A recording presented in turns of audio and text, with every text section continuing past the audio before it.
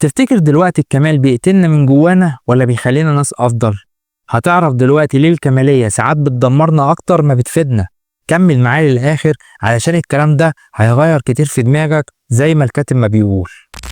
في سنة 2003 في باحث نفسي أمريكي اسمه كينيس رايس عمل دراسة فرق فيها بين نوعين من الكمالية. النوع الأول كمالية متوافقة، يعني الشخص بيحط لنفسه معايير عالية جدا بس عنده مرونة، لو وقع مش بيجلد نفسه، بيقوم تاني وما بيكتئبش. والنوع التاني كمالية غير متوافقة، ودي بقى الكارثة. الشخص بيتعامل مع أي غلطة على إنها فشل ذريع، بيحس طول الوقت إنه مقصر وفاشل. زي كده الباحث الكندي بول هيت، ويا رب أكون بقول اسمه صح، شايف إن مفيش حاجة اسمها كمالية متوافقة أصلا.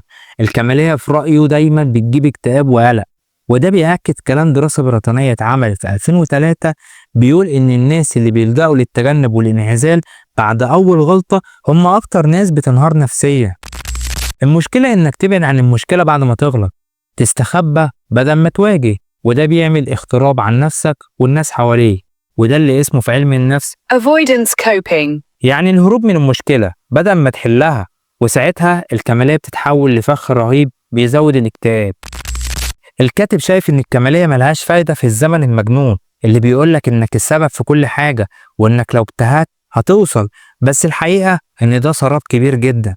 وده مش معناه إنك تبقى كسول أو ما تصلحش نفسك، لأ، الفراغ مفسدة، وده حديث النبي صلى الله عليه وسلم: نعمتان مغبون فيهما كثير من الناس، الصحة والفراغ.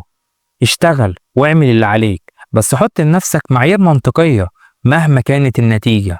طول ما انت اجتهدت بصدق يبقى انت ما قصرتش. الكاتب بيقول ازاي تتعامل مع الكمالية. رقم 1، حط أولويات. حط معايير عالية بس في أهم حاجة في حياتك، مش في كل حاجة. وادى نصيحة: تعرف حاجة عن كل حاجة وكل حاجة عن حاجة، يعني تبقى منفتح على الدنيا كلها بس متمكن في مجالك. تاني حاجة، جرب وتقبل الغلط. الشخص الكمالي بيكره الغلط، بس الحقيقة إن الغلط هو اللي بيعلمك. العلماء نجحوا بالتجربة والخطأ، حتى في علم النفس في نظرية كاملة عن كده اسمها التعلم بالتجربة والخطأ.